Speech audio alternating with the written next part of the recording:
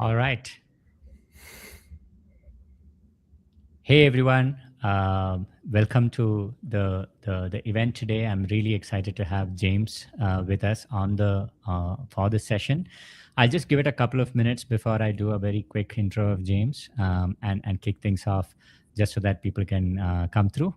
Hey James, how are you? Doing well. How about yourself? Doing good Ha- myself. Happy Very good. Thursday.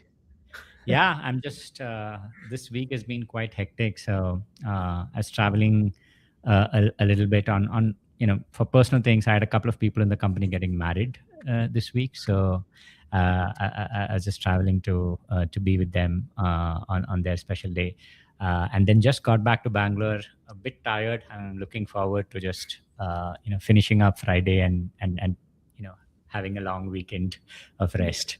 How about you? What are your plans? I have a little bit of a trip coming up, so just Okay. getting ready for that, and honestly, just spending some time with the family. Just before I head out for a little bit. So lots of stuff going on, but taking a second to chill. You know. So, is everyone based out of New York, or you're from another part of the country and you're just working out of New York? No, I live in New York, so I commute into the office, but I live on Long Island, so I live here. Got it. Cool. Uh, yeah. So, I think we can get started, James. And I know we have a lot of topics to cover today, so I think we probably need the full extent of the hour. So James, firstly, thanks a lot for taking the time out to do this session with me. Really appreciate it. For everyone's benefits, James, they've been a customer of Factors for a while now, and one of our I'd say most loved customers because they use the product so well. And specifically, James is a senior digital marketing manager at Cockroach Labs, and Cockroach Labs is a scaled up cloud database company which focuses on serving mission critical applications in the agentic space at scale, 100 million plus in ARR, and growing fast, right? James, thanks a lot once again, and I'll just hand it over to you for a quick intro. Absolutely. My name's James Sarris. Been in B2B marketing for just under 15 years now. Primarily and entirely in performance marketing through multiple different disciplines, including organic social, paid media, all sorts of stuff. But tend to throw myself into very ambiguous situations and channels that require a lot of attention and data. And just really been an avid learner over these past couple of years, and trying to push myself and my marketing to its absolute limits. So thank you for having me. Yeah, excited to do this session together. And I'm Praveen. I'm the CMO at Factors and one of the co-founders as well. About Factors, we are a modern ABM platform and an account-based analytics platform. We work with over 1,000 customers globally, ranging from very large enterprises, who are like in billions of dollars in revenue, to early stage Series A, Series B sort of startups as well. So today's focus and the key themes that we wanted to cover are more related to ABM and developer marketing. So that was the sort of primary agenda, and it's such a large space. There are so many sort of companies in the dev tools and broader developer category. I'm hoping that some of the things that have helped Cockroach Lab scale, which James would be sharing, would be helpful for everyone in the in the audience. So James, let's get started. So one of the things I've always found interesting about developer tools is the fact that you practically have two sort of motions, right? So you need to have a self-serve motion or a any developer who is very enterprising should be able to try your product, judge for themselves whether this is the right solution. But at the same time, since you're powering these extremely important applications and not like something which one person in the company uses, you also need to kind of go top down, get buy-in from everyone from the CTO below, right? And these are completely different sort of ways of kind of going to market. So how do you balance that out, and how has it evolved for Cockroach Labs itself? Like, do you now focus on one of these a lot more than the others, or it's just a matter of reality that you have to kind of have both of these engines kicking? Yeah. So throughout my career, this has drastically changed. We're seeing more ICs involved with the decision making process. Each organization is unique to their own individual needs. Titles are kind of all over the place with new emerging technologies and AI that have opened up paths for engineers and really all different disciplines to kind of explore. So you really just need to show value across the organization for real buy-in. The idea of the shadow evaluator, that senior developer or architect who's running their own POCs and doing their own thing before any of the formal evaluation process. Once that buy-in committee comes into the room, someone has already formed a very strong opinion, and you need to make sure that everyone's aligned, so that if that said person isn't in the room, that the final decision is made with everyone's context. So because of those different viewpoints, just driving really solid messaging and increasing perceived value is really a critical aspect of making sure that you're resonating very deeply with both the engineer and the executive level personas that you want to target. Now, from a marketing perspective, like, and I fully understand that, especially in the developer space, it's much more important that you need to have like a full-fledged or a near full-fledged version of the product for them to kind of do these POCs, right? So, like from a marketing perspective now, how do you determine as to which of these or do you have to just kind of equally allocate all of your investment into driving both of these sort of efforts? Well, I think it really, depends on like where that asset is sitting. I've also seen, some of the, well, I guess, they really care about two different things. And when you're looking at, builders are really looking at their day to day, while the CTO and executive levels, they're looking at the operational risk and efficiency of what's going on, right? From that top down viewpoint, it's very different from someone who's tangibly working within the product or the platform in order to do what they need to do on a regular basis and make their life easier. So best performing content that I've seen has helped sort of bridge both of those, where it leads with like that real technical truth that the engineers are looking for and really respect, and then naturally surfaces those technical business implications that would associate with the pain points, right? So you don't really want to like bring it to the lowest common denominator for leadership. You mostly want to elevate the engineering reality with a strategic framing and mindset in order to make it highly relate and resonate with both of those different types of personas. Got it. Understood. Uh, Now, in your experience at Cockroach Labs, like or otherwise, right? Like from what you've heard, um, like what would be the cost of not engaging both these personas like sufficiently? Do you see that the deals get stalled, or like how does this kind of manifest in terms of reality for you? Yeah, absolutely. So typically, you have the persona that's using the product that it's actually affecting, and then you have the person that's actually signing off on it, right? Mm. um that idea of the shadow evaluator is real, but it's when it comes to the way that you're looking at it, marketing and sales alignment plays an extremely critical role in the idea of streamlining that process so that you don't see the stalled deals, right? When your marketing's going out and you're pulling in different signals, being able to nurture that appropriately so that by the time they reach the sales process and they want to talk to someone, your marketing is preaching almost, what sales is about to talk about. That alignment makes sure that the handoff from what demand generation and marketing is actually putting out there resonates and aligns with what sales is about to have a conversation about.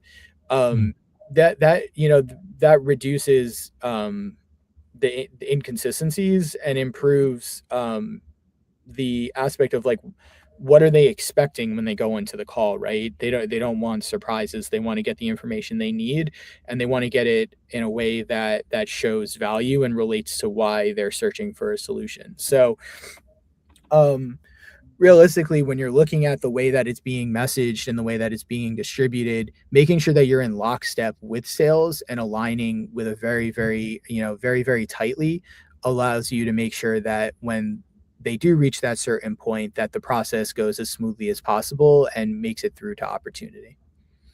Got it. Understood. One interesting thing that you mentioned earlier was regarding the buying committee and how every company is unique, right? And I was doing some research prior to our call, and I was just looking at job titles within engineering on LinkedIn as compared to a function like marketing, which is what we sell to at Factors.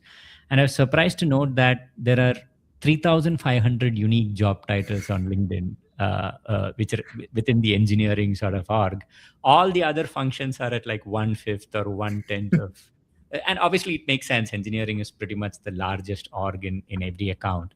Yeah. I'm presuming that also makes it much harder for you to figure out upfront when you look at a particular account to say, okay, these would be the people who would be relevant for making this decision, right? Because there are this application engineering, platform engineering. Now AI is like in many cases like a separate team altogether. Yeah. So, and I think this is like this challenge, whilst it is there in other companies for other functions as well, I think it is magnified in case of engineering. So, how did you kind of solve that problem? And is my reading right in terms of how much more complex it is when you're trying to sell to like an engineering org? Yeah, I mean, there's like a million different titles with like, a lot of nuances that would go into that. I'm Mm. sure anyone in their professional career could agree they're not necessarily doing exactly what's on their job description, right? Yeah. So that's a huge piece of it. And with 3,000, over 3,000 different titles, that definitely shakes things up a bit and doesn't give you quite a clear picture of who you necessarily need to target. Um, but over the course of my career, I've noticed that first party data has been a very valuable source in order to optimize your efforts, right? Not only in paid media is it becoming more of a critical and benchmarked piece where you have offline conversions and all this new data hashing in order to get all of that rich information back into the platforms for better bid optimizations, but additionally, just better understanding of like what do they care about, right? Mm.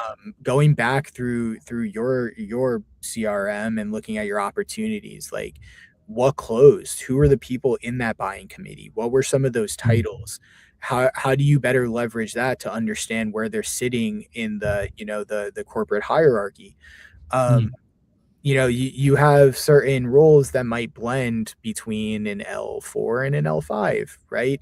Mm. You're talking, uh, you know, technical ladders here. So you're able to sort of allocate and understand like seniority based on, sort of who is actually engaging with your content and who actually made it into the sales cycle, right? And process. That first party data, I think, will give you better clues and more of a directional idea as to who to target and how to target them, more than maybe like scouting through, oh wow, this is the industry we want to be targeting, here's probably the people. Because Mm. you might get that broad aspect, which can work for certain areas of the funnel, but when it comes to actually putting things into pipeline, you really need those deeper insights as to which one of those titles tangibly make a difference and where do they sit in the organization chart. Got it. So if I got it right, what you're saying is look at your own CRM data, look at the deals that closed, or where the evaluations went on for long. And in your case, that would involve a POC and then a sales process and the contracting, etc. And then look at who are the users who are initially involved in terms of the POC. Those are your shadow evaluators who are actually getting into the product on a day-to-day basis. Look at product usage data, who's actually logging in, setting things up, running these POCs. Find out those sort of job titles, and then as the process kind of proceeds, who are the others who kind of step in as and when the decision has to be made and the contract has to be signed. Mine that data from your CRM to figure out the job titles that would be relevant, and that's what has worked for you as compared to starting with 5 or 10 job titles which you can just which you just come up. Yeah, yeah, because like kind of like what you alluded to, like it's so ambiguous to a certain respect. So being able to start with data that you tangibly see, not only will it put you off to a better starting point and understanding of maybe you don't want to target job titles, maybe you target by seniority, right? Or it gives you a better idea as to like where that actual starting point is. But then also it gives you an idea of like maybe how do you need to be talking to certain personas, right? And you alluded to it of you have the users that are in there and setting things up, and you can get that PLG data and like really get a good understanding of like what their role is and function in the business is. But once you get those other job titles, those other seniors or executives coming into the picture to sign the contract on, sign off on the deal, that's where you start to understand, what are those job titles? Like, what do they look like? Are they VP role? Are they director role? Are they CMO or CTO roles? It really gives you that rich data set that allows you to not only better target them from a top line perspective, but also how to articulate your messaging. Understood. And you're saying, in terms of content, don't think of a least common denominator content that works across all of this. For the practitioner, think about content around what makes life easier for them. Can you talk about any of these pillar pieces of content that you might have published at Cockroach Labs? Anything that people can refer online and very quickly kind of see some best practices? Or maybe what we could do is we could post that as like a resource in the call notes, and kind of just add it over there. Yeah. I mean, we always put out a lot of content here at Cockroach Labs. It's a pretty important priority for us, especially with all of the new data that's coming out around agentic workflows and AI. So really trying to stay on the forefront of that, I think is what we're accomplishing here. And because of that and the role that content plays in our greater picture and the greater landscape of marketing, I highly suggest you can go take a look. We got a lot on there. Got it. No, I mean that's a good point to kind of segue to the next topic that I wanted to discuss. So you mentioned that mostly Cockroach Lab focuses on these new agentic sort of products and those workflows, and it's kind of well designed as a system to power those. One of the things I'm seeing is that many of these sort of new AI native companies are growing from like 0 to 100 million in like 2 years, 3 years, some of them in like few quarters, right? So I wanted to check. So traditionally you define your ICP based on broad filters like industry, employee range, revenue where available, or proxies of revenue, and that presumes that there'll be some sort of steady state growth on these numbers. But in a scenario like this, when there is like extremely rapid growth, how do you actually determine your ICP? Like, what are the sort of signals and characteristics that you use now, which helps you kind of identify these companies at the earliest inflection point, and so that you, and I'm presuming for your category of product, replacement or any sort of displacement sort of a solution is much harder because it is, as you said, like a mission critical sort of a product, right? So how do you actually do this? Yeah. So there's tons of publicly available data out there. So, be a little scrappy with it. Maybe Mm. if you got your BDRs, right? If you're looking through certain industries, go check out hiring patterns. Go look at funding reports. Go look at, all these different pieces that I'm sure even AI could probably help aggregate at a much faster speed, right? Um, just looking at general growth of these companies and understanding, where they potentially sit, and then additionally, where does their technology fit on the continuum of what's going on here, right? You have brand new technologies coming out that are cutting edge, um, that have the opportunity to blow up and get these massive funding rounds into Series A, Series B. So really having a good understanding over the general landscape of the industry and the trends and what's going on, but additionally, looking at that public data or the publicly available data to better understand those hiring patterns, the funding rounds, to get it under, and better refine your targeting list down into companies that show the highest amount of potential to sort of catch that wind, and you can grow with them. Got it. So from what you said, hiring patterns. So are they hiring in your case, for example, engineering functions which are related to close to your product? Are they hiring leadership at a CTO, VP level, or multiple VPs in that sense, really expanding the sort of senior leadership in the engineering org, funding announcements, and anything around like virality of their product and how quickly they're growing in terms of customer base, even if their current revenue might be small, that would then qualify them into your sort of into a target account for you. Yeah, I would, even look at like founders, right? You're seeing a lot of founders from these bigger companies that are now with the empowerment from AI and all these new technologies and paths that you can actually go down. Look and see like where they came from. Like, do they have a background in this sort of thing? That really gives you an understanding over, what I think you're kind of alluding to here is like, what's the potential of the company? Like, where are they poised to go, right? Mm. And that will give you a great understanding over if they're a piece of your TAL, or if you actually want to be able to reach them with your marketing and your demand generation. Got it. Understood. Understood.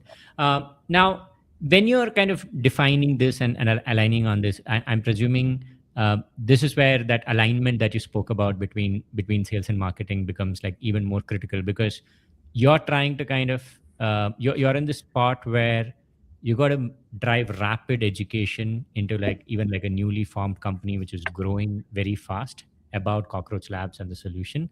And then you also need like the sales team to say, hey, even if they are kind of small now, it's easier to kind of get in at this point than try to win over them like 2-3 years down the line, right? So Exactly. yeah. So I remember like the first time we were implementing something similar for our own engineering team. Like I remember that, and we've never moved out of it's very very hard to kind of move out of a solution like yours, right? Like it's just so deeply ingrained into your stack that the LTV is like, many times the value of, let's say, an initial contract. Now, so moving on, James, and sticking to the theme of AI, right? So obviously, you are focused on driving productivity, efficiency for all these agentic workflows, but the widespread adoption of AI and LLM agents has also kind of changed marketing, right? So what I'm seeing across customers, and we have we have a new report that we are putting out next month. What I'm seeing is that organic and direct traffic has at best remained stagnant, or in most cases is kind of declining, right? And the content which is extremely top of the funnel is the one which is like really taking a hit, because for most people now, getting to your website itself is like they do that once they are sufficiently educated, right? Like earlier they used to search for a term, click on the blue link and come to your website, but now what we're seeing is that all of that organic traffic, like across our customer base, the median traffic has declined by like 5 to 10%, and it seems like it's continuing to be under challenge, right? So buyers are now much more educated. They are coming in with a lot more research. Earlier, both marketing and sales teams had an opportunity to kind of shape up that journey as and when buyers were evaluating. But now I'm seeing that that opportunity is actually much weaker because buyers are so much more informed. Now, in your specific case, your persona is someone who is extremely savvy as well, right? Like they are very methodical in terms of how they evaluate solutions. They run POCs, and they're very independent. They're already very independent in terms of how they go about this purchase process. Now, how has the emergence of LLMs and AI changed the purchase process for you? So it's definitely really interesting. And over the course of time, you have seen massive shifts in the way that consumers are getting this information, but then also engaging with marketing and sales. And as you alluded, the age of the blue links is quickly coming to extinction, right? I think Google even noted that they're switching completely over to AI mode for traditional search. It all runs on Gemini anyway, right? So buyers are coming into the sales process way more educated than they used to be. And marketing, you know, you really have to focus on the funnel stages. Like look at your marketing funnel and understand like where your content sits and what type of value and educational aspect it's bringing, right? Your top of funnel is going to be informing certain types of buyers or prospects at a certain stage in their buyer's journey. And being able to understand that and give them the information that they're looking for when they're looking for it is hypercritical to getting them to see the value of what your product or brand is offering. Now, why am I saying this? Well, because although the means of consuming that content is different, the marketing funnel has remained relatively static, right? Like people still need to understand like who your brand is or if they have a problem or what that problem is and any solutions that might be able to help solve that. So making sure you're catering to each stage of that funnel will make sure that one, you become a trusted authoritative source of information, right?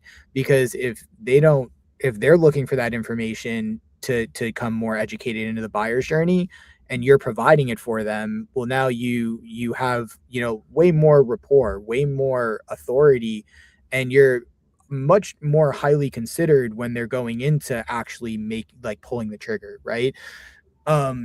Now that's the marketing side of things. You also have the sales side of things where that alignment becomes even more important. So if we're providing them certain levels of information, sales also needs to be providing complementary supporting information around that, right? If they come in understanding what their problem is and now they want to talk to your salespeople to understand how our solution can potentially solve that, having the right assets, having the right information, being in lockstep with marketing and understanding what signals have already been seen, right? Like where are they and how much information do they actually have and what's the next piece of information that will drive that perceived value up and that authoritative factor up.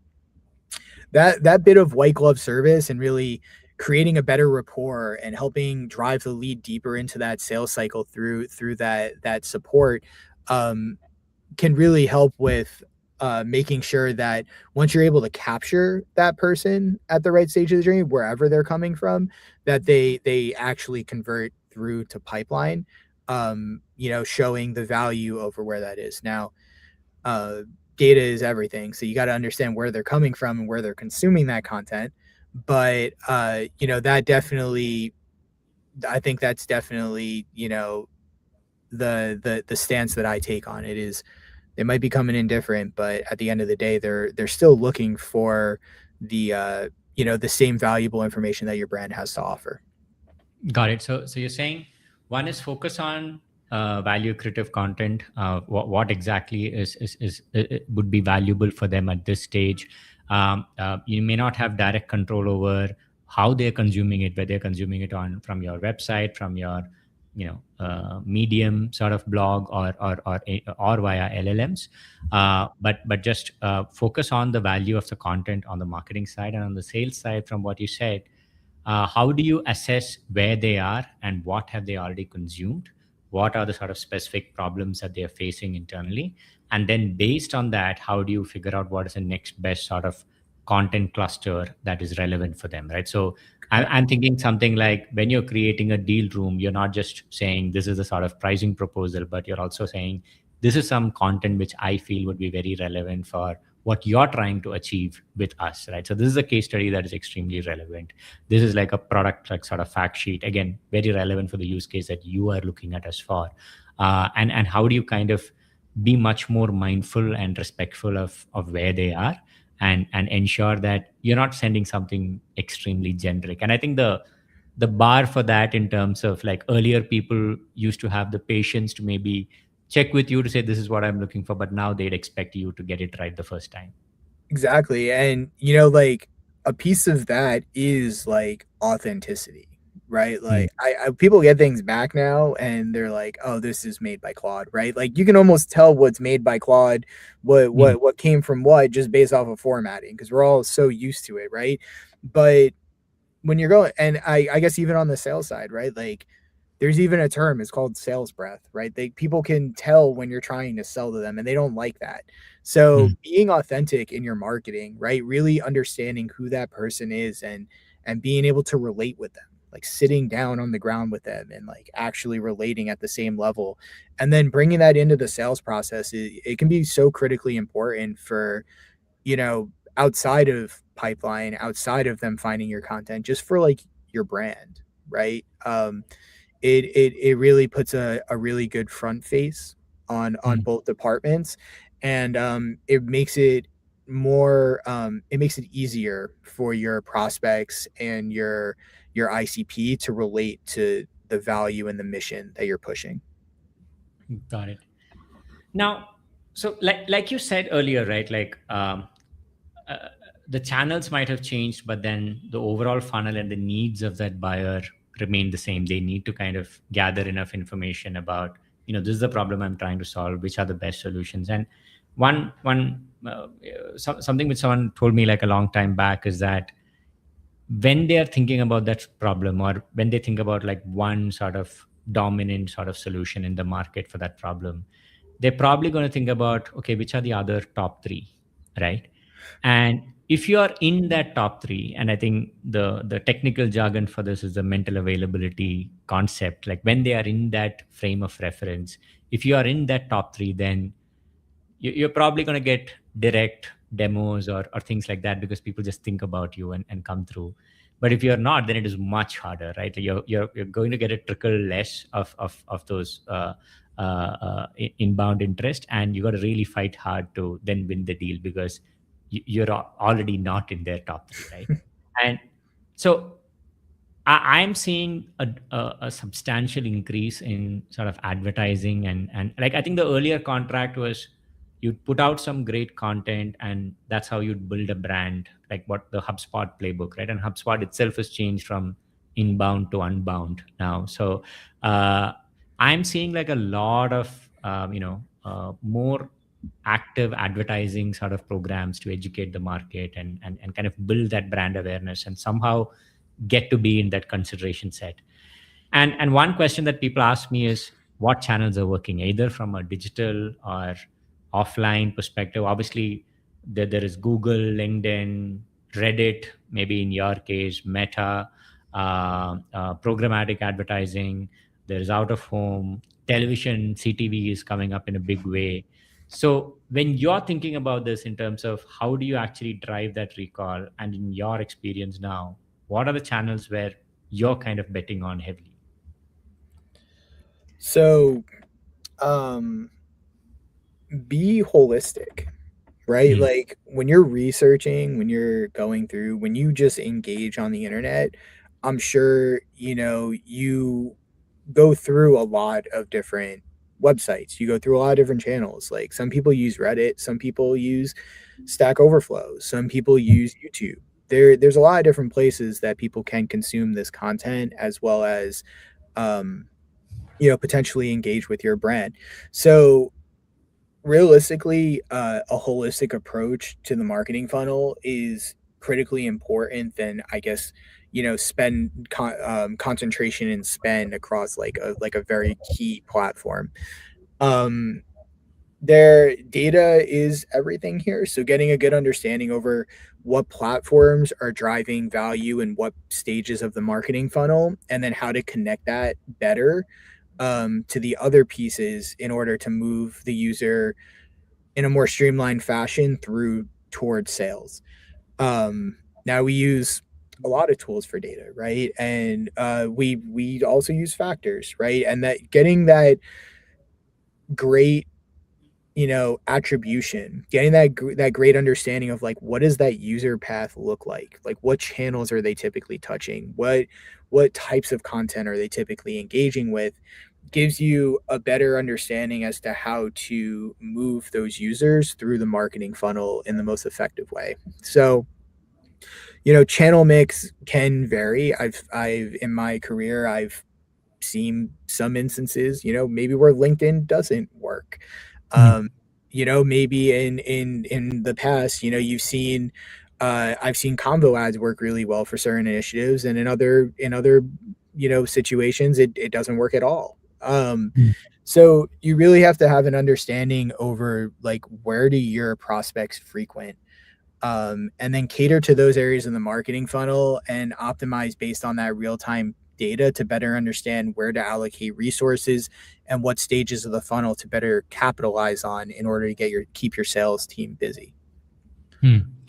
You mentioned YouTube. Is that something that, like, in your mix is like a significant sort of investment, like YouTube content, and from a both content perspective and from an advertising perspective? So you're seeing YouTube, like I think now, and don't quote me on this, Hmm. I haven't looked in a little bit, but YouTube's like the second biggest search engine like Hmm. on the internet right now. When Hmm. people look for information, I know when I'm doing my DIY hole patching on the wall, right? I'll go to YouTube and Hmm. I'll look, how do I do this? Hmm. Um, so YouTube can actually play like a very good role, especially across like brand lift um, within search. There are plenty of studies that you can use within the Google platform itself Hmm. to better understand that. But you know, I wouldn't, especially with the way that Google has been updating their platform recently. You see things like display network is inherently with YouTube now, right? Or Hmm. demand gen is now including the display network. Hmm. So it's becoming a more integrated piece of that platform, generally speaking, and that holistic approach to making sure that you're in front of your prospect at the right time with the right information in the right place.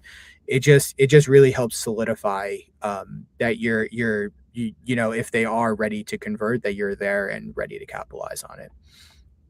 Got it. Got it. And any sort of like campaign or initiative that, coming into, let's say, Cockroach Labs, maybe not something that you would have initially kind of thought of as would have worked well, but then you were very surprised by how successfully it worked out. I'm trying to find something contrarian where even other people may not believe that this would work, but then it has worked for you, right? So anything that you can think of, like, it could be a specific campaign that you ran, it could be, as you said, one of these channels where people are consuming the content, but you were not a believer first, but you now are. Okay. I ran this one campaign, Hmm. right? And typically what you would see is um lead generation forms convert better like Hmm. within platform, right? That between Meta, Instagram, or LinkedIn. We decided to run a ungated asset, Hmm. right? And just run it just for the sake of information. And we ended up seeing that although we were seeing high levels of traction, through our lead generation ads historically for that one asset, that the ungated piece actually ended up driving further low bottom, like more bottom of funnel conversions than just the actual conversion point that we were touching upon.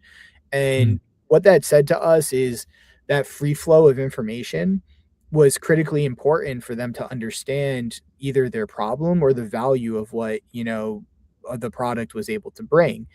And it ended up converting further down funnel towards something that was more valuable for us. So we didn't really expect that, but with proper attribution, we were able to see the impact that it did have. We were able to optimize and explore further options off of that.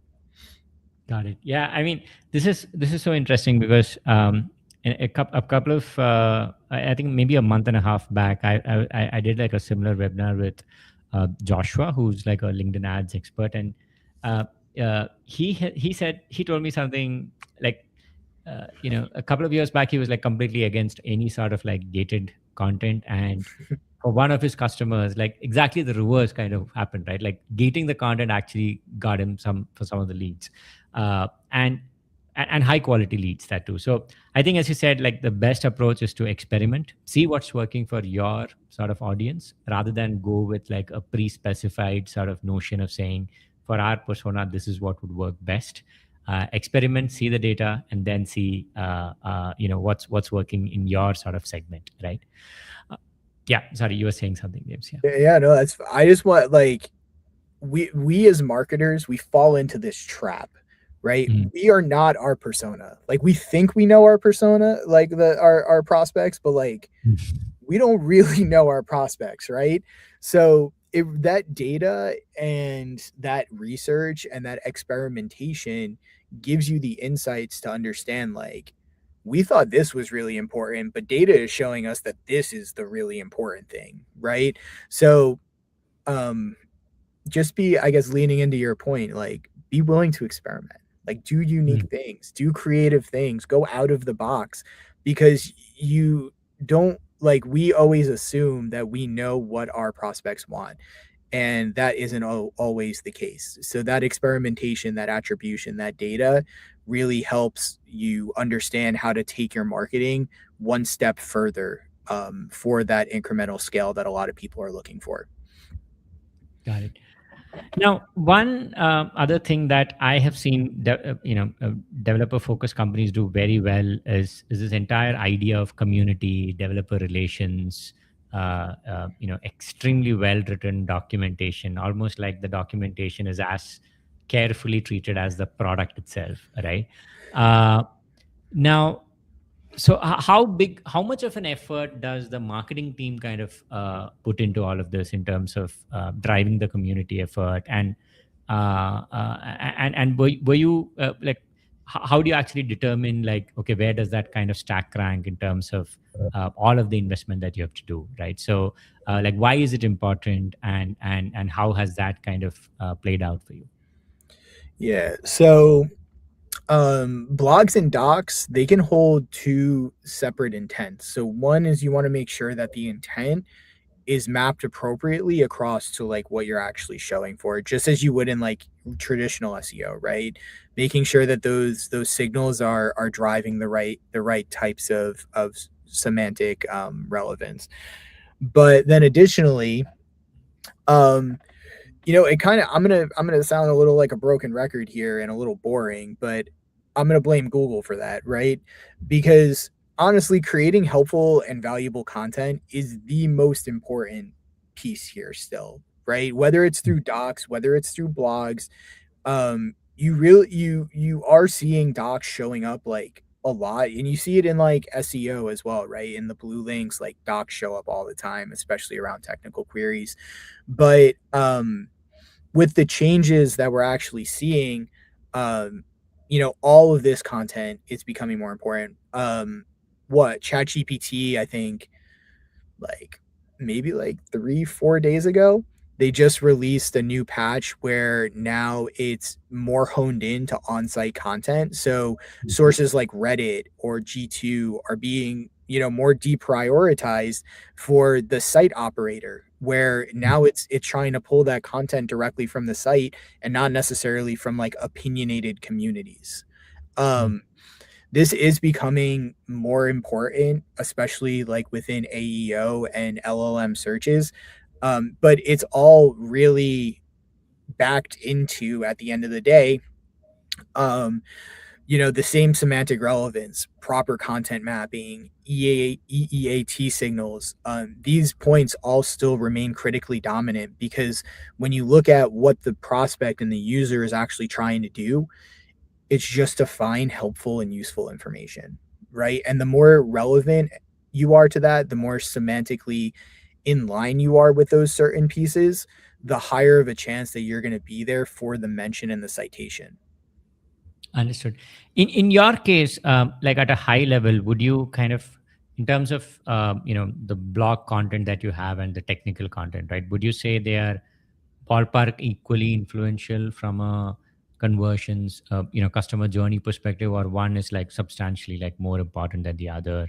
Because as you said, you have a lot of like shadow evaluators who are setting up the product, trying it out already, and I'm presuming at that point documentation just becomes like a must have, right? Yeah, your content strategy definitely is can be pretty tested for this sort of thing. So you want to make sure like your internal linking strategy is very sound.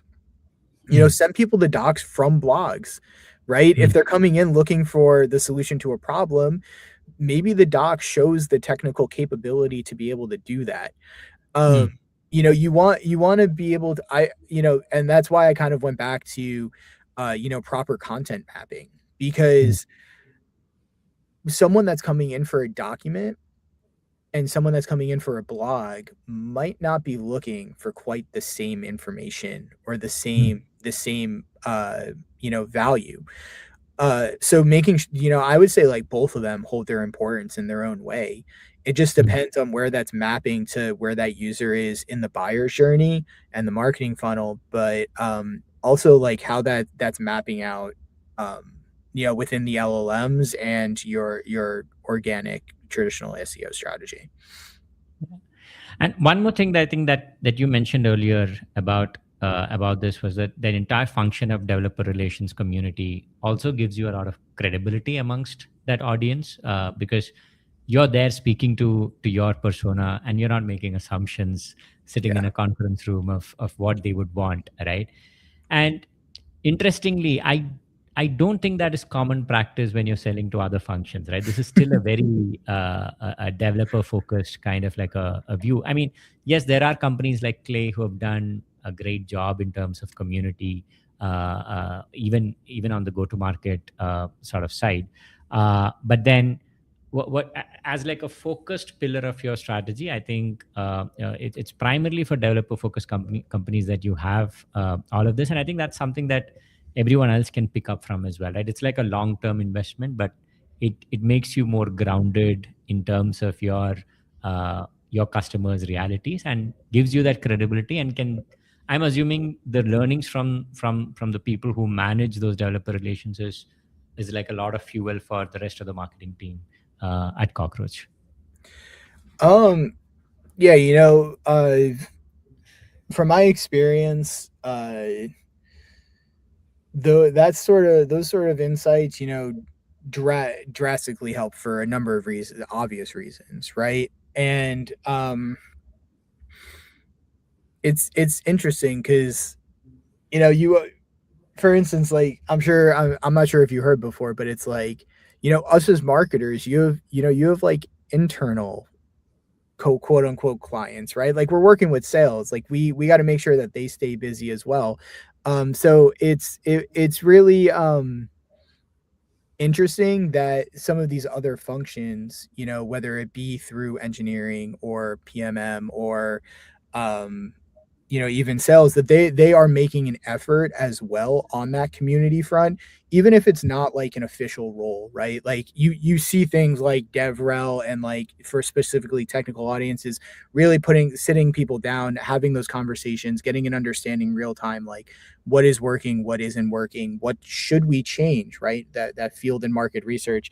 But if sales isn't also potentially doing that, even if it's through some other means, right? They're reviewing their gong calls, right? Like or whatever recording they have. Like that's where it also um makes sense for sort of everyone to have that understanding, no matter what the technical acclimate is, but having a general understanding of like, can I sit down and have like a proper conversation with this person, right? And not just sort of do my job. It really drives importance around, even if there's not that traditional role of something like a DevRel or for some of these other functions, what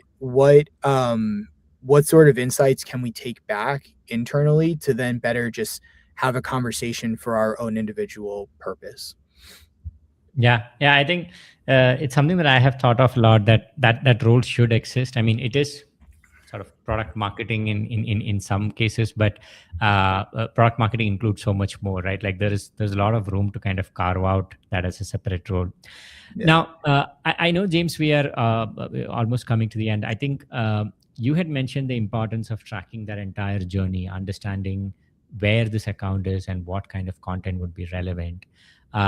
So obviously, one of the questions then is, and that is the part that we work on together a lot as well, right? Like, how do you actually piece together that journey? So could you talk about how have you set that up inside Cockroach Labs, and how do you leverage factors for piecing that entire story together?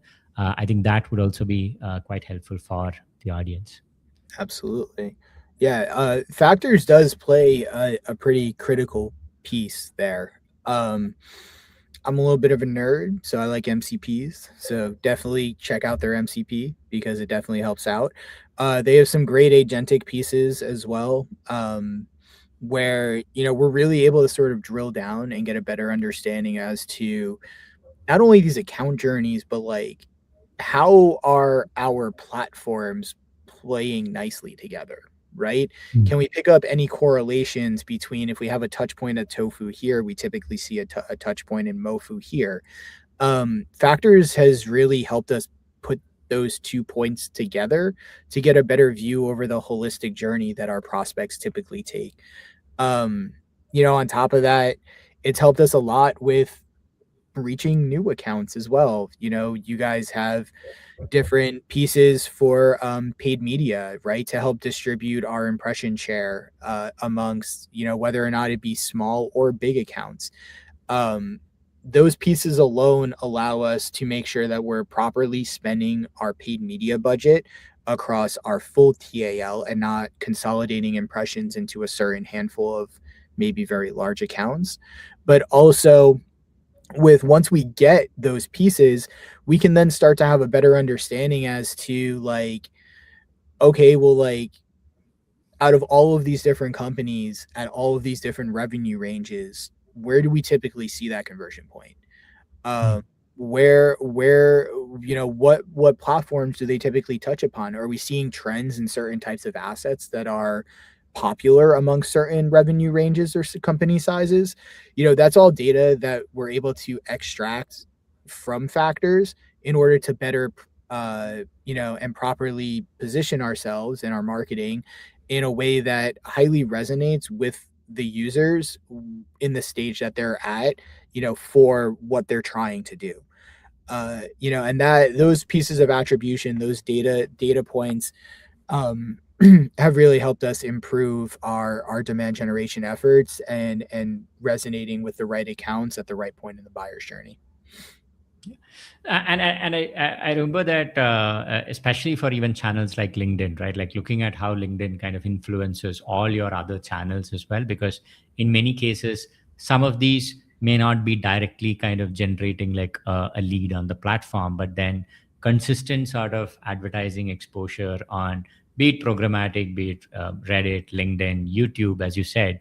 That is what then kind of drives recall, drives that buyer to come think about you when they are evaluating that solution. And having all of these tied together really helps you kind of paint that full picture. Yeah. Uh, James, we have a couple of questions. I'll just quickly kind of go through those. Uh, so one of them is about the entire sort of the buying committee approach that you mentioned, right? And the question was, how does that differ? When it comes to renewals versus expansion, right? And we didn't discuss a lot about renewals, but any thoughts on that, James? Like, do you have like a different sort of flow for renewal bar expansion versus new logo acquisition? Yeah. So the buying committee, if you're in a renewal and an expansion, they're already feeling that value. Hmm. So, you know, when you're looking at it, you're going to have to touch upon different pieces of value, right? Everyone wants to continue growing, and as a company, they constantly want to continue innovating. So making sure that you're aligned specifically with their roadmap and where they want to go, and being really a partner um, to help get them there is a great way to make sure that you're still staying compelling and showing that perceived value over a longer span of time. Comparative to a new logo, they still have to trust you. And Hmm. that's like the biggest piece is you're still kind of a stranger, right? And unless you have those multiple touch points where they've already engaged and you've already shown your value through that authority. But the approach differs, between a renewal and an expansion because you're talking more from like a partner aspect, right? You're looking at them like, all right, like we were able to help you thus far, but we both know that we want to go somewhere further together, right? Hmm. And that's the kind of conversation that helps you retain that perceived value. But then additionally, um, you know, keeps you within that consideration set so that when inevitably you have your competitors trying to poach, you're well poised to be able to retain your position there. Got it. Got it. James, and the second question here is more about you mentioned that now these buyers are coming in through LLMs, doing a lot more research. So the question here is, how do you track, which are the deals that started from, like, let's say an LLM search, or is that still like a black box for you, right? Like, how do you actually determine that? I would argue cookies are the black box, but Mm. um, you do get some attribution. I Mm. have been able to attribute LLM first points of engagement through LLM citations to conversion. Um, but for the most part, it is still a bit ambiguous. Like, Mm. tracking and data attribution has taken a little bit of a hit with new data compliance laws, especially across, the new AI laws in Europe. Mm. That's definitely put a damper. So making sure that your cookie policies are the best that they can be will make sure that you are able to capture as much information as you can from any of these sources through to conversion. Hmm. I think if they're clicking on like a link and coming to your website, then even inside factors you'd be able to kind of track that. But yeah, I think a large that would only be like a subset of people who actually click on a link on a desktop application and come to your website, right? But Yeah. in many cases, they may be just opening it up on a mobile browser or something like that, and that is where, as you said, it becomes much harder to be precise about it. But you can get like some directional sort of trend. Yeah. There. Yeah, really, really like work off of that. But that was one of the reasons why I think we got into factors was that pre-conversion attribution and getting a better understanding over who is engaging with our pieces at an account level and how do we better get our marketing in front of the right people in those accounts. So I think the last question here, and I know we are almost on time, and I think this is relatively straightforward, but I think people are looking for some specific tools. So, what are the typical sources that you use to track, like funding, hiring, press signals, etc.? I know that there are a whole bunch of ways to do this, but yeah, James, any thoughts on how you've set it up, given that is such a critical part of your ICP definition? Yeah, so I'd have to go get my go get my MOPS team to give you a little bit of insight there. But yeah, there's a ton of tools out there that you can use for enrichment. As you've already mentioned, Clay has a lot of really great capabilities where you can start pulling information like that.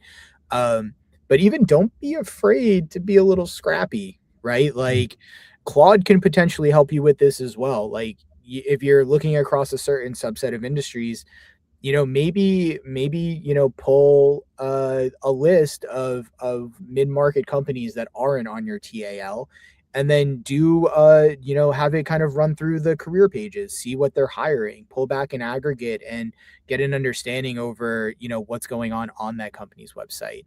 That can also give you some really good clues into what's going on, and any sort of potential that that company might have to grow to the point where you can sustainably support them as a partner. Got it. James, closing thoughts. I just had like one last question for you. What are the sort of big bets that you're taking in terms of like the future of like developer marketing, right? Like what are some of the key initiatives that you're doing now, more because of not because it's important for here and now, but for the future, right? Like what are some of those things that you're really excited about? Oh man, I'm a bit of a nerd, but I've really been working on like data, Hmm. getting clean, very reliable data. And the reason being is because that can perpetuate into a lot of different pieces of what we do as marketers. One, it helps me on the paid media side to better optimize my accounts. Two, that will help me put together context files to get a better idea over, if I'm using my agentic fleets, or my different agents, um, can I ingest that as context into my infrastructure in order to receive better outputs, about my personas and my ICP. So my big bet, and it's probably going to be a little dry, is just I've just been really heavily focused on data and getting as clean insights and context as I can in order to drive better organic and paid initiatives. Yeah, I think that's one thing obviously that we align on, because that's what essentially what Factors helps you do as well, in terms of just tracking all of that really messy account data from all of these sources into one layer, so that, as you said, not just from a measurement or a conversion feedback perspective, but the context of how your market is moving, and that is available for all the go to market functions, to kind of do better marketing and better sort of sales outreach, right? So James, with that, thanks a lot once again for doing this session with me today. It's really great to have you, and I look forward to continuing to work with you and scale our partnership. Oh, absolutely. Thank you so much for having me. I had a great time. It was a great combo. Thanks, Thank you. everyone. Thanks a lot. Bye. Thank you. Bye bye.